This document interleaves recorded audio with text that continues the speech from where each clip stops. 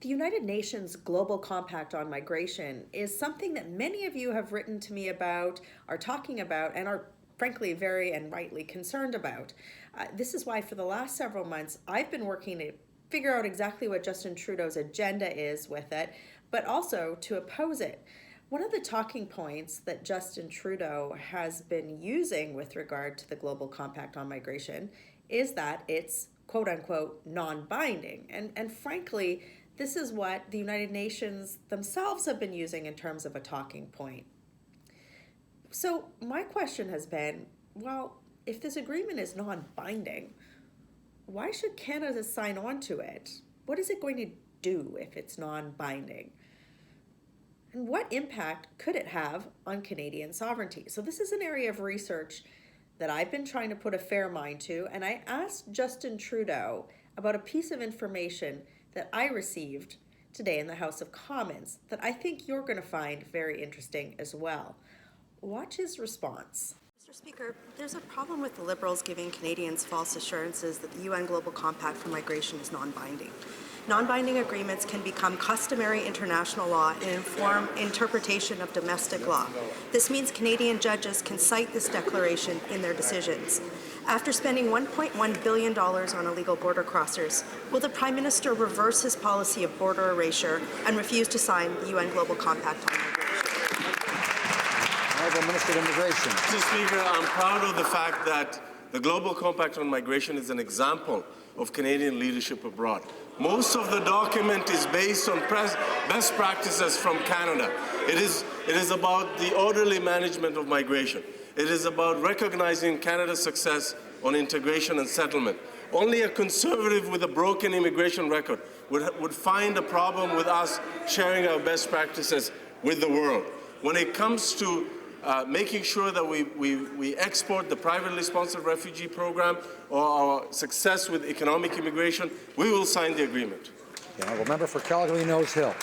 Spending $1.1 billion on people who illegally enter the country from the safe spaces of New York should be a best practice that Canada does not export anywhere.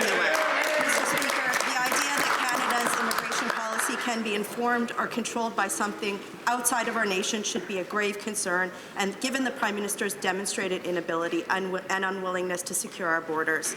Will the Prime Minister today reverse his border erasing policy and withdraw Canada from the UN Global Compact? Honourable Minister of Immigration. Our record speaks for itself. Faster processing of spousal sponsorships, reuniting more families than ever before, making sure that we invite people to become Canadian citizens when they've contributed so much to this country. What is despicable is the record of that party, cutting refugee health care, putting obstacles against people who wish to become Canadian citizens, bragging about Yazidis when they only had 3 Yazidis in Canada. We have the record to prove, Mr. Speaker. Let them have the talking points. So by that response, you can see that Justin Trudeau's immigration minister is just out to lunch on this issue. So let me give you a little bit of information on it. And I'll start by telling you what I've been doing on this issue. At the end of October, I moved a motion at Immigration Committee to study this issue in terms of the potential impacts on Canada, because there hasn't been any parliamentary debate on this to date. And I was very concerned that we hadn't had witnesses come and testify, and we hadn't even had the government come to tell us about what their agenda or plan was. So I did manage to get that motion through, and we've been having a few meetings on the compact. And something really interesting happened when the government sent what's called a parliamentary secretary. So it's a member of parliament that has a junior appointment to the committee to testify on this. So this parliamentary secretary for immigration, he once again sort of launched into the non-binding talking point. He said, no, you have no concern. It's not going to affect Canadian sovereignty. But he noted at that meeting that decisions that states make must also be done in accordance with international legal obligations. So let me read to you, because I've written this out, exactly what this means. In this, Justin Trudeau's government admits that non-binding agreements like the Global Compact on Migration can in fact become customary international law and inform the interpretation of domestic law or Canadian law. This means that Canadian judges will be able to cite the compacts in their decisions. And we see this in decisions like Baker versus Canada, 1999, R versus Hape, 2007, and Ordon Estate versus Grail in 1998. Therefore, despite no clear legislative steps being prescribed yet, the compacts can still influence Canadian domestic law.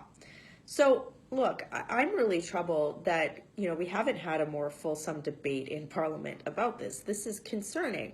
And it's really concerning given the fact that Justin Trudeau has, for all intents and purposes, implemented essentially an open border policy in Canada by allowing nearly 40,000 people to illegally enter the country from upstate New York, and then is projected to spend a total, just at the federal level, of $1.1 billion, as the Parliamentary Budget Officer reported last week, on supporting people who have illegally entered the country and claimed asylum. Now, I'm going to come to you in coming days with a lot more rationale as to why Canada should oppose this agreement. And I'm also going to show you some things that we've got up our sleeves to try and get Canada out of this agreement. But for those of you who might be talking to people who are saying, oh, no, this is non-binding, don't worry about it. This is right in the result of the study that I had. And you know what? If the immigration minister had an appropriate response to the questions I asked today, why didn't he give them to us? I don't even think he knew what I was talking about. I mean, maybe that's best case scenario. But worst case scenario is more troubling. The government and Justin Trudeau, given how poorly they've managed Canada's immigration system, needs to pull Canada out of this global compact and focus first on fixing Canada's broken immigration system. It's only Canada and Canadians who have the right to come up with immigration policy and manage our borders, not foreign entities. Working hard for you in Ottawa. Have a great day.